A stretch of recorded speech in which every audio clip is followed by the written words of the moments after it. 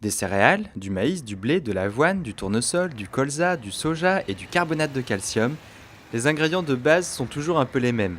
Ce qui change, ce sont les recettes, adaptées à chaque population d'animaux. On va broyer notre matière première, on va la stocker dans des silos au-dessus de la benne peseuse.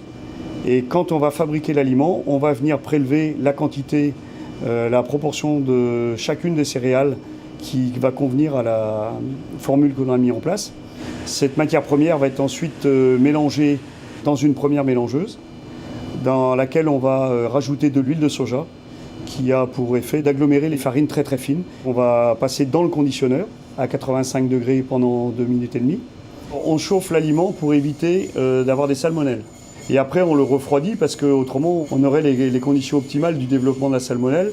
Et ensuite, on va passer dans une deuxième mélangeuse dans laquelle on va ajouter tous les oligo-éléments, les minéraux, tous les produits qui risqueraient d'être détruits par la chauffe de l'aliment. On fait un deuxième passage dans une deuxième mélangeuse et ensuite l'aliment est expédié dans les silos de stockage dans lesquels les camions vont venir charger la quantité qui va correspondre à la fabrication qu'on a lancée pour un élevage dédié. À l'arrivée de la matière première dans la fabrique, tout comme à la sortie des produits finis, un échantillonnage est réalisé, notamment pour vérifier le taux d'humidité. Il doit être bas pour préserver les qualités nutritives de la matière et aussi éviter qu'elle ne chauffe dans les silos. Les échantillons d'aliments sont conservés pendant 1 an par souci de traçabilité. Toute la chaîne est vraiment maîtrisée au maximum.